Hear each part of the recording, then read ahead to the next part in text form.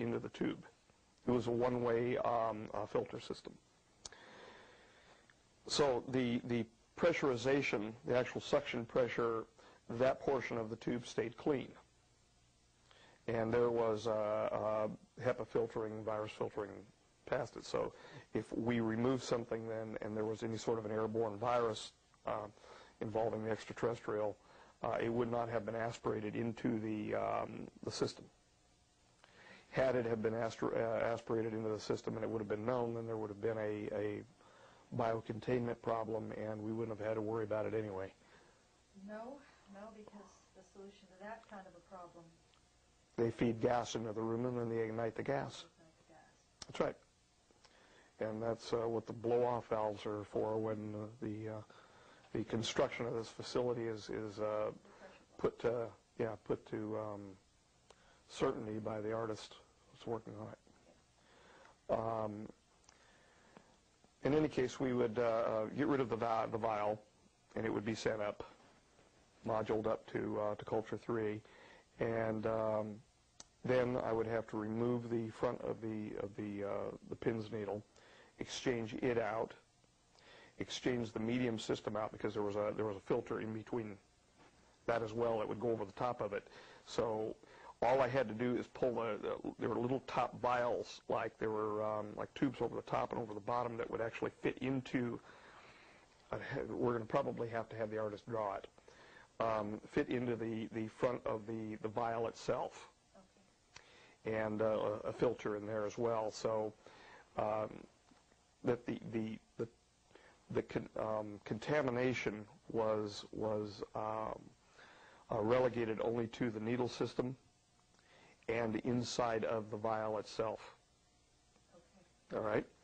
Meaning the sample was contained in the vial, but we call it contamination because that's where the substance actually was, right. The potentially exotic substance. And so I would tear the front of the needle down, basically, put a new one on, and go through the same system again by removing the front of the needle and removing whatever the sample protocol was from the J-rod. Once done, the sample material, the actual used up needles, the Sharpies basically, would remain in my case and would remain inside of the clean sphere after I would leave. The case would remain inside of the clean sphere? Yes. I would not walk out of there with the case that I walked in with. I was going to say, yeah, that makes sense. The next thing that would happen is we would go from 1 over to 2, because I had a communications system on. It was like a harness belt around me with a communication system, and I would advise that the ECE contact was completed, and they would tell me, okay, you can wait by the door, meaning the inner door, and I would back myself. I was actually supposed to step slowly backward away from the J-rod so as not to scare the J-rod. Slowly backward, so I would follow the protocol, and I would walk backward to the door, and I would wait, and then I would be told, fine, the center was then repressurized, and I could then unlock the door and open it up. Now, there was an electronic lock on the inside of that door. It was set electronically, so if I tried to get out myself early, no go. I could not have left. But once approved, then I could step back into the center area. Now comes the tricky protocol. How in the hell am I going to get out from the inside of the containment area with my suit? Because I've been in contact with what? Exactly. Potentially exotic material. I didn't. The drum would get moved back over. I would then rehook into the external air, and the other hoses would be dropped right there, just left on the inside of the clean sphere, and the door would be locked. Now I'm in this little cubby area. The gantry would be pulled back.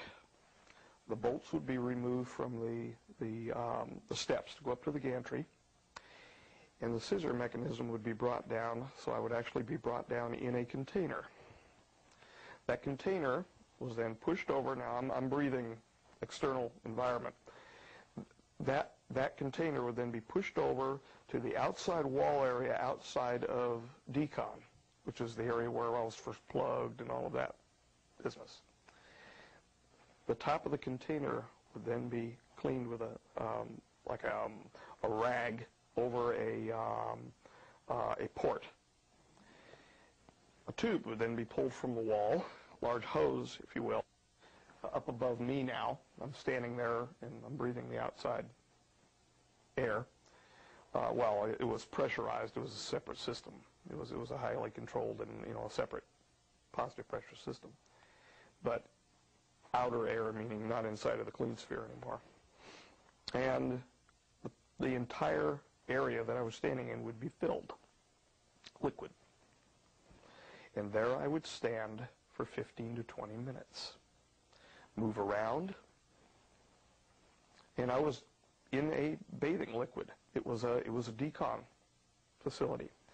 Then a hose would be added to the side of this gantry area, and it would be flushed. That would then go off to a biocontainment, and I do not know how they disposed of the liquid. We were never told. We were just told that it was disposed of appropriately. Anything that was alive in there wouldn't have been alive. And then I was allowed out of the gantry. It was unlocked. I was allowed out of the gantry, and then I was slowly depressurized in the suit and allowed out of the suit. From there, I went through a medical examination. I had blood removed. I had to do the coughing, and they'd listen, and they're doing the thumping on my lungs, the auscultation, I think it's called, and then I would be allowed to debrief. From there, I would go up to one of the briefing rooms in back of the gallery, which was overlooking the clean sphere. And they had briefing rooms that were set in back of the gallery. I would then go through a debriefing, not that different from what this scenario is, and I would indicate where I had a problem with the removal, and I was supposed to fully debrief as to what occurred between myself and the J-Rod. And I gave about that much of it.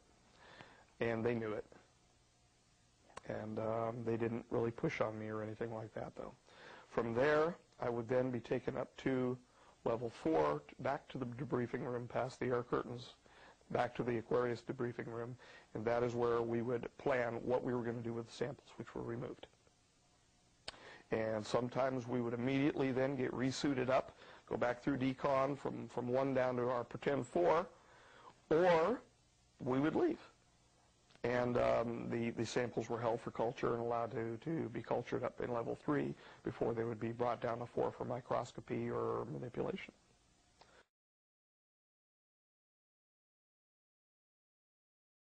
There have been contentions that Kiela or Kaela or Kila, depending upon who is pronouncing it, that his name, he would not have been given a personal name if he was from a total numerological utilitarian society. And you know what? They're right. They're right.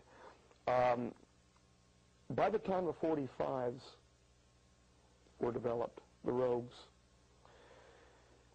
they had done away with in their society with emotional issues, familial issues such as mom, dad, personal names. But by the time the 7,000 more years had passed, the 45s had been selected out politically, culturally, because of their arrogance, their wanting to justify themselves, their feeling as though that they would not need to rejoin with the Orions, with the spiritual portion of humanity. And as they were selected out, there was a change which occurred inside of the J-Rod culture. That change didn't occur politically, didn't occur outwardly, but it occurred privately within groups and within family units, where their children were beginning to be named again and given personal names, where they would begin to wear items of personal jewelry. And in fact, he did travel here with an ankh, a handmade ankh. And to him, that was a symbol of not only our past, which was introduced by the rogues into our past, as a symbol of eternity, but to him it was a symbol of completion because of the loop on top, and that the crossbar was a symbol of the crossing of the galactic plane. And of course, J-Rod just means 15. It's an expression of where they are, where their base is in real time from us, is 15 light years, or approximately there to us. And he was answering, what to call himself, and he did not want to call himself by his name at the time, because he traveled here not in a group of 52s. He traveled here in a group of 45s. There were two 45s on board with him. And in fact, he was coming here almost as a double agent capacity before they dumped outside of Kingman. And one died, and I understand one went to Los Alamos, which was a 45 J-Rod that was ultimately exposed to Bill Uhouse. And the other one, which was the 52, was not doing very well at the scene because of his anomalies and because of also his particular evolutionary path. He needed some hydrogen support and a little hyperbaric support to exist. And he was ultimately taken to S4. He was believed, he was snuck into the 45's society as a double agent so that he could ultimately report back to his time what the 45's were planning in a very narrow focused time frame.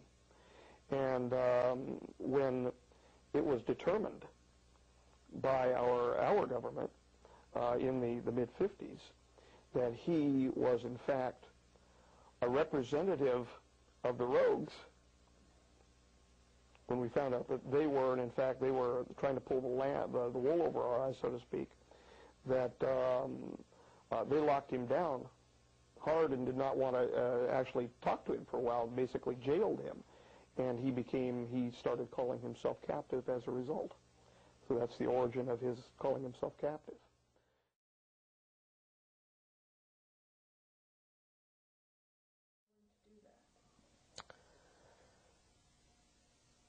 I was informed that a natural stargate had opened in Egypt.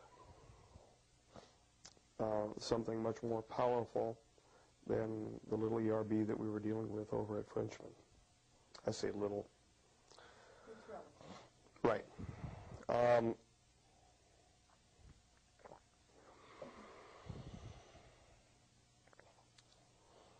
I was asked for my input because the Stargate opened in an area which is not that far from where Dravalo Melchizedek's flower of life is inscribed on a temple and was inscribed so many millennia ago, yet from his work. And I agreed. So I was taken via military transport to a location of the desert, not far from that temple, where there was a military operation underway, and it was all screened off, and Egyptian military was involved there as well, and was brought in and saw for the first time in many years that Kiala had not gone home, and he was sitting in one of the mobile strollers, and I couldn't initially tell that it was he until I got closer and got around in front of him, and he turned and looked at me and said "Bienni" at me, because I suppose I should explain why he calls me Bienni. He breaks off the English, the name, into almost like inappropriate syllables because of his own language and his understanding of our language. And the reason why he called me Bienni was because he called me Beanie. Early on in digressing in the Clean Sphere in 1994, he and I shared a little bit amongst ourselves.